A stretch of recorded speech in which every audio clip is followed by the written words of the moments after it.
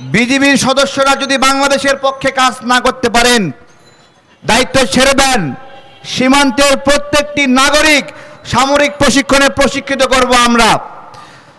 18 কোটি মানুষ সেনাবাহিনী সদস্যে রূপান্তরিত হবে। চাঁপাইনবাবগঞ্জ সীমান্তে শিবগঞ্জ এলাকায় ভারতীয় বিএসএফ এখানে বোমা হামলা করেছে। ভারতীয় নাগরিকদেরকে নিয়ে বাংলাদেশের ভিতরে ঢুকে গাছের ডালপালা কেটেছে। যদিও সবশেষে বাংলাদেশের নাগরিকরা ঐক্যবদ্ধভাবে তাদেরকে পিছু হটাতে বাধ্য করেছে, কিন্তু আমাদের কাছে যে ভিডিওগুলো আসছে সেইখানে আমাদের বিজিবির ভাইদেরকে আমরা দেখতে পাচ্ছি না। আমার বিজিবির ভাইরা, আপনাদের দায়িত্ব কি? আপনাদের কাজ কি? আপনারা এইরকম আচরণ করলে আমাদের ভ্যাট ট্যাক্সের পয়সা আপনাদের বেতনের জন্য দিতে আমরা রাজি না। যদি বাংলাদেশের পক্ষ হয়ে প্রতিনিধিত্ব করতে পারেন, বাংলাদেশের পক্ষে কাজ করতে পারেন, সীমান্ত সুরক্ষিত রাখতে পারেন, আমাদের নাগরিককে সুরক্ষিত রাখতে পারেন, আমরা তাহলে আপনাদের বেতনের টাকা আমরা দেব। কিন্তু যদি না রাখতে পারেন, আপনারা কোন গাধা আপনাদেরকে আমরা বসে বসে খাওয়াবো? এই যে মাথার উপরে ভ্যাট ট্যাক্স বৃদ্ধির প্রতিবাদ করছি, সরকার ভ্যাট ট্যাক্স বাড়াবে, শুল্ক বাড়াবে। আমাদের প্রশ্ন, সরকার কোন কোন সেবা বৃদ্ধি করে আমাদেরকে এই ভ্যাট ট্যাক্স বাড়ায় দিচ্ছে? সরকার আমাদেরকে কি এক্সট্রা দিতে চায় যে এগুলো বাড়াচ্ছে? কেন 7.5%-এর ভ্যাট 15% হচ্ছে, 15%-এর ভ্যাট 20% হচ্ছে, 10%-এর ভ্যাট 20% হচ্ছে? আপনারা এদিকে কর বাড়াবেন আর আমাদেরকে সেবা দিবেন না, তা কেমন করে হয়?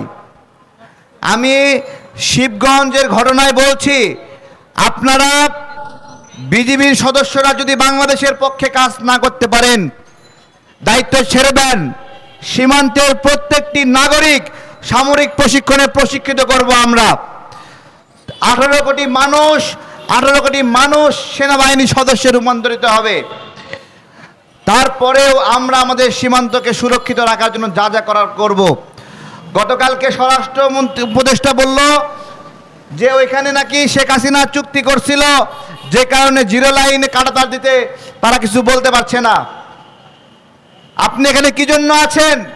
শেখ হাসিনার চুক্তি বাস্তবায়ন করার জন্য? জিজ্ঞাসা করছি। সরকারকে বলছি, ভারতের সাথে সীমান্তে আমাদের পরাজিত হওয়ার কোনো উদাহরণ নাই। যদি আমার বিজিবি ওখানে পরাজিত হয়, তাহলে আমরা সরকারকে থাকতে দেব না। আমরা এমন সরকার চাই যারা সীমান্তকে সুরক্ষিত রাখবে, বাংলাদেশকে সুরক্ষিত রাখবে। আমরা চাই বিজিবি সাহসের সঙ্গে কাজ করুক।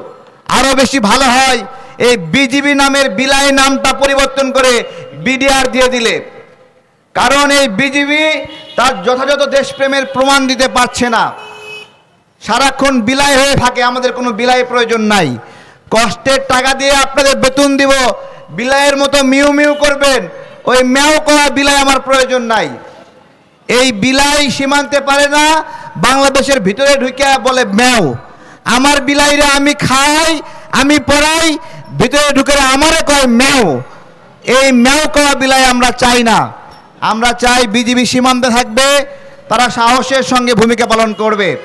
সরকারকে আমাদের এই অবস্থান কর্মসূচি থেকে শিবগঞ্জ চাঁপাইনবাবগঞ্জ সীমান্তে দ্রুত নিরাপদ ব্যবস্থা নেওয়ার জন্য, প্রতিরোধমূলক ব্যবস্থা নেওয়ার জন্য অনুরোধ করছি।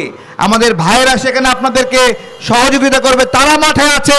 সেই ভিডিওগুলোর মধ্যে আমার বিজিবির ভাইদেরকে দেখতেছি না কেন? ভয়ে পালাইছেন?